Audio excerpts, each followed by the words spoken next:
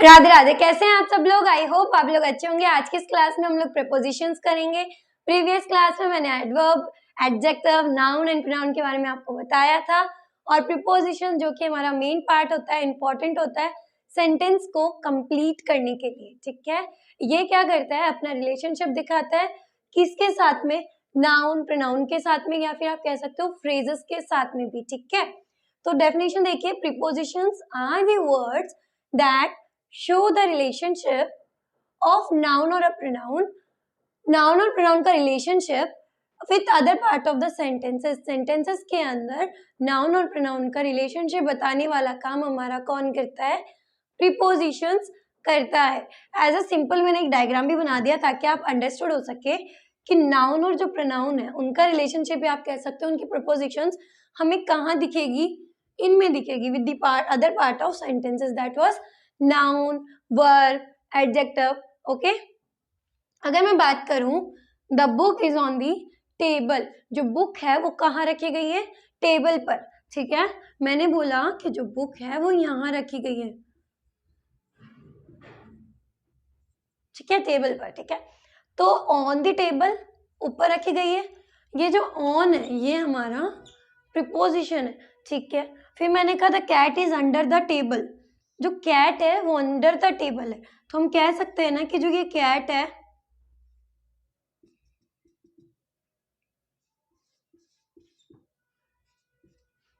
Drawing पे मत जाना। ठीक है, the cat is under the table, तो ये जो कैट है वो अंडर द टेबल है।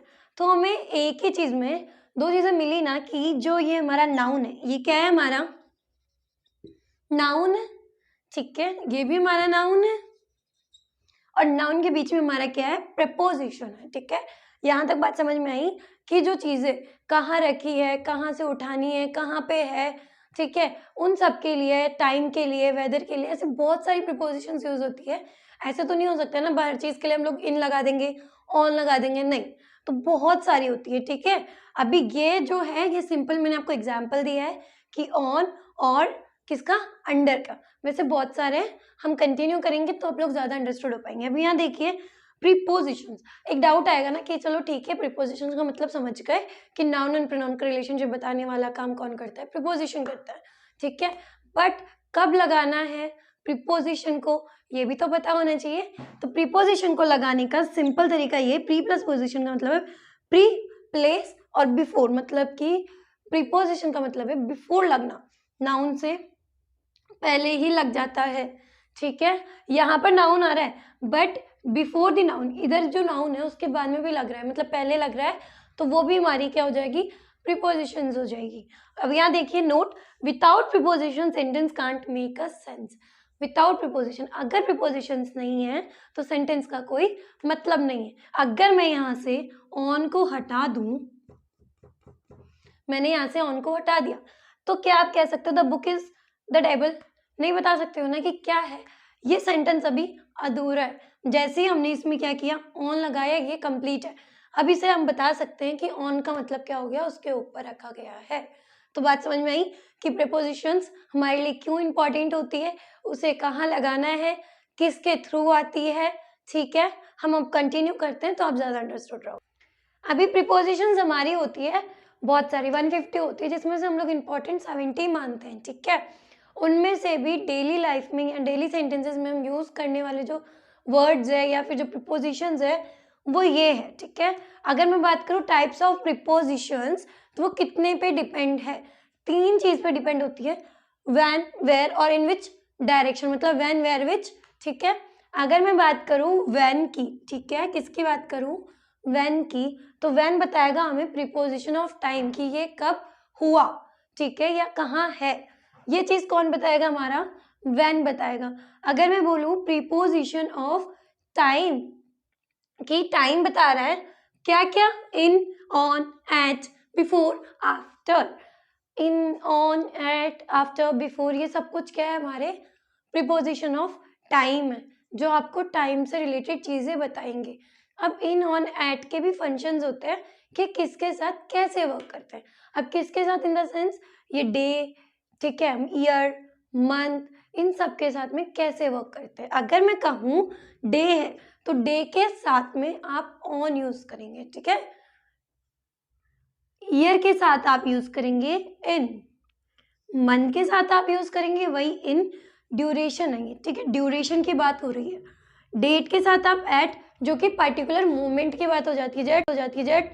अगर आप कहो she is going to market of Delhi on tomorrow, वो एक पॉइंट ऑफ टाइम है, पॉइंट ऑफ टाइम की बात हो रही है। या फिर एट अ टाइम की बात करो तो आप वैसे भी अगर एट लगाना है तो ही came at early in the morning, आपने वो टाइम बता दिया वैसे भी चलेगा, ठीक है। चीजें अगर आ रही है ना सिमिलरली भी, तो आपको टाइम देखना है कि कौन से पॉइंट पे मैंने क्या बताया था, ठीक है। देन नेक्स्ट मैंने बोला time, time in the sense कह सकते हो आप ऑन, ठीक है। वेदर के लिए आप यूज करेंगे इन, मतलब कि इन सब का एक पर्टिकुलर यूज है जो सिंपली उन्हीं के साथ में अच्छे से वर्क करेगा या फिर उन्हीं के लिए इम्पॉर्टेंट है। जैसे डे के लिए ऑन, ईयर के लिए इन, मंथ के लिए ड्यूरेशन टाइप इन, और डेट के लिए एट, टाइम के लिए भी ऑन, वेदर के लिए भी इन। अगर मैं बात करूं ही केम एट नाइट, वो रात को आया। मैंने बोला हर मैरिज इज इन जनवरी, उसकी शादी जनवरी में है, जनवरी इन। अब यहाँ देखो इन का है, मंथ के लिए यूज हुआ, हमने भी इन मंथ के लिए यूज किया। ड्यूरेशन है, कितने टाइम का ड्यूरेशन वो बताया कि जनवरी, ठीक है। तो जनवरी में वो काम स्टार्ट होगा, ठीक है। जैसे अभी दिसंबर है, नेक्स्ट मंथ हमारा जनवरी का है, तो जनवरी में उसकी शादी है, तो इट मीन्स कि वो ड्यूरेशन उसने कंफर्म कर ली कि वो ड्यूरेशन आप मान लो 1 मंथ की है, तो उस टाइम पर आप लोग यूज करेंगे इन। अब मैं कहूँ ही केम एट नाइट, वो रात को आया, उसमें एट लगाया। अब एट देखो कहाँ है, यहाँ है। डेट उसी दिन आया रात को, पर्टिकुलर एक मोमेंट की बात हुई है जहाँ हमने एट का यूज किया है। तो लगभग आपको समझ में आएगा और एग्जाम्पल से भी क्लियर कर लेंगे, ठीक है। नेक्स्ट है वेयर की मैं बात करूं तो प्रीपोजिशन ऑफ प्लेस, ठीक है, जगह के लिए। अब आप कहोगे ना कि मैम इधर भी सिमिलर है और इधर भी सिमिलर है, इधर भी वही in, on, at, under, above, over etcetera ये सब कुछ है। हाँ जी है, बट ये जगह की तरह यूज होंगे। कैसे? जगह की तरह। ये यूज हो रहे थे हमारे टाइम की तरह, ये यूज होंगे हमारे जगह की तरह। अब जगह इन द सेंस इन, अंदर, ठीक है, ऑन ऊपर, एट अंडर नीचे, अबव उस चीज से थोड़ा ऊपर की साइड, ओवर चीज के भी ऊपर हो, ठीक है, ऐसे हो टाइप, वैसी चीजें यहाँ पर हम क्लियर करेंगे। अगर मैं बोलूं he is in the room, वो अपने कमरे में है, हमने जगह बताइए कि वो कहाँ है, ठीक है। मैंने बोला books are on the tables, books कहाँ रखी गई है? ऑन द टेबल पर। यहाँ पर कोई टाइम, कोई ड्यूरेशंस या फिर कोई पर्टिकुलर मोमेंट की बात नहीं हो रही है। टाइम हमारा सब कुछ देखता है, वो टाइम बताएगा कितनी बजे क्या हुआ है, ये कहाँ जा रहा है, वो कहाँ जा रहा है, बट ये सिर्फ जगह बताएगा, ठीक है। इसने तो बोल दिया कि और मैरिज इज इन जनवरी, ठीक है, बट इधर वाला क्या बोलेगा? भाई कौन सी जगह, कौन से गार्डन में है ना। तो दोनों चीजों का मतलब समझ में आया कि ये जो भाई है ना ये डिटेल्स दे रहा है, ठीक है, और ये दूसरा वाला जो भाई है ना ये सिर्फ खाने पे ध्यान दे रहा है, जगहों का ध्यान रख रहा है, गार्डन्स देख रहा है कि कहाँ पर गार्डन है। तो आई थिंक समझ में आया होगा। नेक्स्ट पे देखते हैं थर्ड पॉइंट जो हमारा है। अगर मैं इन विच डायरेक्शन की मैं बात करूं तो इसमें बहुत सारे होते हैं, प्रीपोजिशन ऑफ डायरेक्शन में बहुत सारे होते हैं। तो कुछ तो हमारे क्या होते हैं कॉम्प्लेक्स में चले जाते हैं, कुछ इन वन वर्ड में चले जाते हैं। वन वर्ड वाले तो ये है, ठीक है, और कॉम्प्लेक्स में होता है इन फ्रंट ऑफ, या फिर आप ले लो इन टू। ये जो वर्ड्स होते हैं ना जो थोड़े से मतलब लिटिल एक्स्ट्रा मतलब वर्ड्स होते हैं उनको हम लोग कॉम्प्लेक्स में लेते हैं, ठीक है। अगर मैं बात करूँ इनमें तो to, into, to words etcetera, ये कोई फॉर्मेलिटी नहीं करता है कि इसका भी कोई टाइम ड्यूरेशन होगा या इसके साथ ही लगेगा या फिर उसके साथ लगेगा। आप सेंटेंस देखो, then you can just add your words or add your prepositions according to the sentence, according to the meaning, okay. if I am talking about the he went to London, वो London गया, London के लिए simply हमने to लगाया, जरूरत ही नहीं थी ना कि उसके लिए हम इन टू लगाए। लंदन के अंदर तो नहीं गया ना, लंदन गया है, इट मीन्स कि टू लगाओ, दैट्स इट। सेकेंड थिंग, वही हमारा नाउन से पहले आ रहा है, प्रीपोजिशंस की जगह भी क्लियर कर लेना कि नाउन से पहले आ रहा है, नाउन है हमारा लंदन, और मैंने स्टार्टिंग से ही बोल रही हूँ जिसका नाम होता है वो सिर्फ और सिर्फ नाउन में आता है। अगर लंदन के बारे में नहीं पता है, नाम तो है ना एटलीस्ट, तो नाउन हुआ, और नाउन हुआ इट मीन्स कि नाउन से पहले जो चीज आ रही है वो हमारी क्या है, प्रीपोजिशंस। ओके, उसके बाद में all students walk towards their classes, सारे स्टूडेंट्स कहाँ गए हैं, क्लासेस की ओर गए, उधर जाना, ठीक है, उधर की तरफ गए हैं।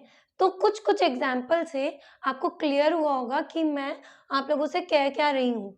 मैं सिंपली ये बोल रही हूँ कि जो टाइम है इसका क्या होता है ना, बाउंडेशन होती है कि टाइम के साथ आप सिर्फ यही यूज करेंगे या टाइम के साथ वही यूज करेंगे, ये सिर्फ बाउंडेशन लेके चलता है। ये पूरी डिटेल्स देगा आपको, ठीक है, और हमारे भाई साहब वेयर ये डिसाइड करेगा कि वहां पर ये चीज हो रही है, ठीक है। जैसे हमने शादी वाला लिया था, हर मैरिज इज इन जनवरी, तो ये कहेगा क्या कि भाई बता दे कहाँ है गार्डन, हम भी खाना खाने आ जाए। तो वैसी चीजों का जो रिपीटेशन होगा वो हमारा वेयर करेगा, और वैन का काम आपको समझ में आ गया। उसके बाद में अगर इन विच डायरेक्शन की बात करें तो सिंपली उन वर्ड्स को देखो एंड पुट अप करना शुरू कर दो। ये बात समझ में आ गई। अब इनके साथ साथ एक और चीज होती है जो होते हैं हमारे प्रीपोजिशनल फ्रेजेस। इन फ्रेजेस का भी बहुत सारा काम होता है, हम लोग वो भी देख लेते हैं। तो आपको कुछ सेंटेंसेस दिए हैं जिसको आप लोग यहाँ मॉडिफाई कर सकते हैं कि वो किससे बिलोंग करता है। अगर मैं कहूँ the sun rose at 6 AM, यहाँ पर 6 AM की बात हुई है और एट आया है, क्या यहाँ प्लेस की बात हुई है? नहीं। पहली बात तो 6 देखते ही आप बता सकते हो कि ये क्या है, टाइम है, और टाइम के साथ हम लोग सिर्फ और एट लगाते हैं अगर वो पर्टिकुलर की बात हो रही है। तो यहाँ पर पर्टिकुलरली बात हो रही है तो हम लोग यहाँ पे एट लगा रहे हैं, और ये किसका है, प्रीपोजिशन ऑफ टाइम से है। सेकंड है water boils at 100 degree Celsius. पहली बात यहाँ पर बता रहा है कितनी, ठीक है, क्या हो रहा है 100 डिग्री सेल्सियस। अगर कोई ड्यूरेशन आपको बता रहा है और उसके आगे भी एट लग रहा है तो वो सही है। ये किसका है, वही टाइम की बात हो रही है, इसमें भी टाइम आ रहा है। नेक्स्ट मैंने बोला birds are flying above the trees, मतलब कि ट्रीज से भी ऊपर हमारे बर्ड्स उड़ रहे हैं, ठीक है। तो जो ये उड़ रहे हैं ये उन्होंने क्या बताइए, प्रीपोजिशन ऑफ प्लेस बताइए ना, प्लेस बताइए अबव द ट्री। तो ये क्या हो गया हमारा प्रीपोजिशन ऑफ प्लेस। मैंने कहा ही डाइव इनटू दी वाटर, उसने डाइव मतलब कि पानी में छलांग मारी। तो ये जो इनटू है ये आपको बता रहा है डायरेक्शन कि कहाँ छलांग मारी है, ठीक है। ये हो गया आपका प्रीपोजिशन ऑफ डायरेक्शन। मैंने कहा I am standing under a tree, मैं पेड़ के नीचे खड़ा हूँ। कहाँ खड़ा हूँ, पेड़ के नीचे खड़ा हूँ। तो जो पेड़ के नीचे खड़ा हूँ तो ये भी क्या है, जगह बता रहा है, प्लेस बता रहा है। तो अब समझ में आया कि आप कैसे इनको अंडरस्टूड हो सकते हो। ऐसे क्वेश्चंस आए तो आप देखिए, छोटी छोटी चीजें आपको याद होगी तो उसी से आपको पता चल जाएगा कि ये कहाँ पे यूज होंगे, ठीक है। और आपको सबकी जगह पता चल रही है, इनटू, अंडर, अबव, एट, ये सब कुछ नाउन से पहले ही आ रहे हैं, ठीक है। अब हम नेक्स्ट पे चल। अगर फ्रेजेस की बात करें तो फ्रेजेस जो होते हैं वो अधूरे होते हैं, जिनके वजह से सेंटेंस हमारा इनकम्प्लीट रहता है और उनका खुद का भी इनकम्प्लीट सेंस हो जाता है। अगर मैं कहूँ group of words including prepositions and gives us incomplete sense, हमें इनकम्प्लीट सेंस देने वाला काम कौन करता है, फ्रेज करता है। अगर मैं कहूँ example he is in the room, तो ये इन द रूम अगर ये क्या है, हमारा फ्रेज है जो कि इनकम्प्लीट है। आपको नहीं समझ में आ रहा ना कि इन द रूम क्या है, तो जिनकी खुद की मीनिंग ही नहीं होती है वो होते हैं हमारे phrases. Apple is on your head, Apple कहाँ है, अभी सर पर है, बट अगर इन सबको हटा दो और ऑन योर हेड रखो तो ये भी क्या है, हमारा फ्रेज है, क्योंकि हमें इसने कंप्लीट चीज नहीं बताई है कि कहाँ है। Books are on the table, on the table, ये कहाँ रखी गई है, टेबल पे रखी गई है, लेकिन बुक्स हटा दो, आर हटा दो, ऑन द टेबल रख लो, क्या ये कंप्लीट सेंस है, नहीं, क्योंकि ये क्या है, अधूरा है, और अधूरों की तो कोई चीज ही नहीं होती है। Without sense, without any type of preposition there was no sense of the sentence. कोई भी सेंस नहीं होता है अगर प्रीपोजिशंस नहीं है, और अगर प्रीपोजिशंस है तो सब्जेक्ट का होना भी इम्पॉर्टेंट है। दोनों चीज़ों का होना इम्पॉर्टेंट है। अभी तक ग्रामर के हमने जितने भी टॉपिक्स किए हैं सबका बहुत इम्पॉर्टेंट पार्ट रहा है। हमने पार्ट ऑफ स्पीच में नाउन, प्रोनाउन, एडजेक्टिव, एडवर्ब और आज प्रीपोजिशन, वर्ब, ये सब कुछ कंप्लीट कर लिए और इन सब का सेंटेंसेस में बहुत यूज़ था, इम्पॉर्टेंट था। तो वैसे ही आगे हम लोग अब कंजक्शंस करेंगे।